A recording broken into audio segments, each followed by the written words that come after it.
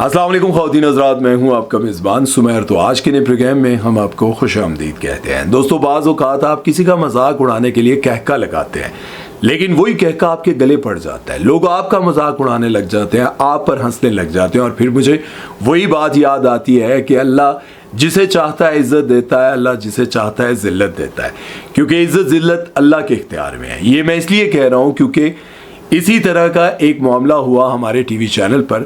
हमारी एक होस्ट हैं जिनका नाम है जवेरिया सऊद, एक्ट्रेस भी हैं, होस्ट भी हैं। रमज़ान ट्रांसमिशन में बहुत सारी कंट्रोवर्सीज भी लाई, लोगों को रमज़ान में एंटरटेन किया।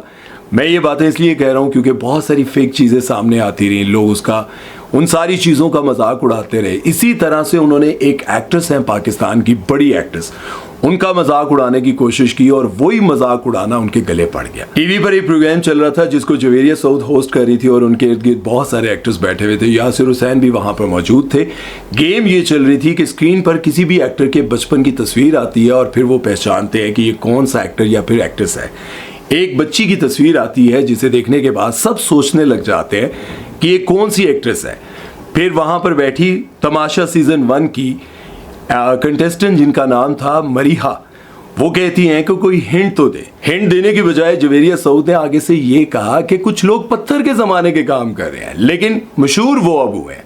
ये बात कहने के बाद जवेरिया सऊद ने बहुत जोरदार कहका लगाया।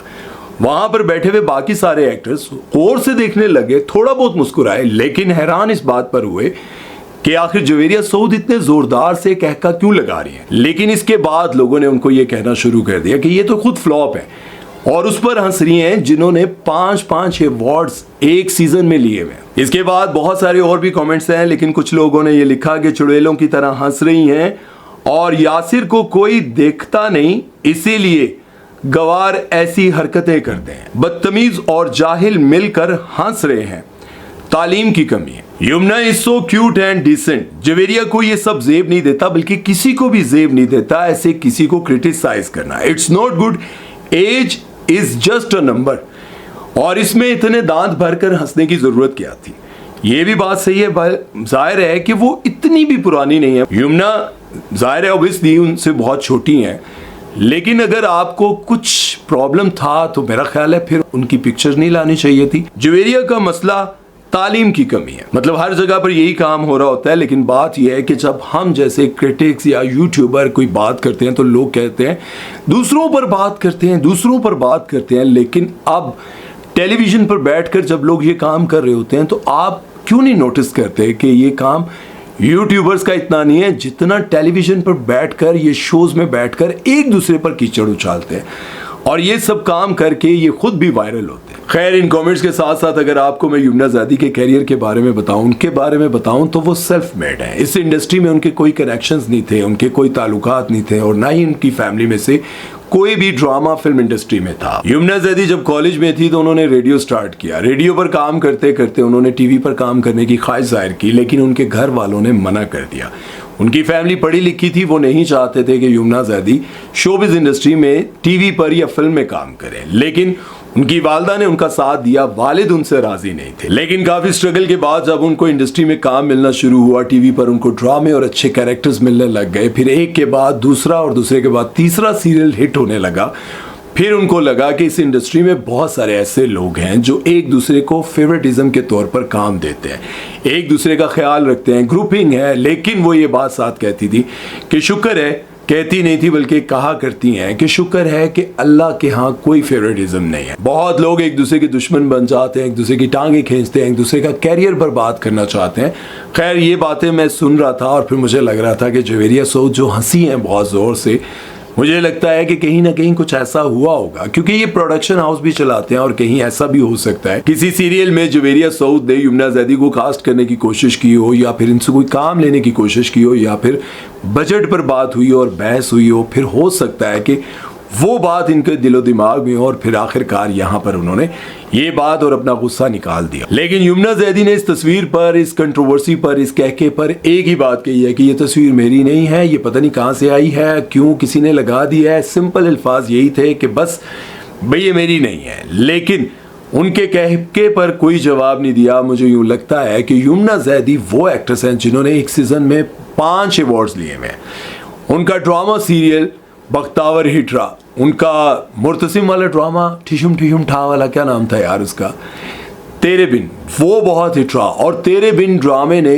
ऐसे भाई रिकॉर्ड तोड़े थे कि पूरे हिंदुस्तान में हर जगह पर, बांग्लादेश में एक ही ड्रामा देखा जा रहा था, तेरे बिन। इसके साथ साथ उन्होंने बेशुमार सुपरहिट ड्रामों में काम किया, बहुत सारी कामयाबियां समेटी। और जब इंसान कामयाब हो जाता है तो फिर जाहिर है किसी न किसी को कहीं ना कहीं बुरा लगता रहता है। लेकिन अब मैं जो बात करने जा रहा हूं वो ये है कि ये कहका था, इंसल्ट थी, क्रिटिसाइज करना था, एज शेमिंग, बॉडी शेमिंग, ये सब खुद बातें करते हैं, लेकिन खुद ही बैठकर ये सारे काम कर रहे होते हैं। मैंने आपको बताया कि बहुत सारे प्रोग्राम्स में बहुत सारी बातें उठाकर आप सबके सामने लाता हूं कि ज़्यादातर लोग कहते हैं कि यूट्यूबर्स जब पॉडकास्ट करते हैं तो बहुत सारी ऐसी बातें करते हैं।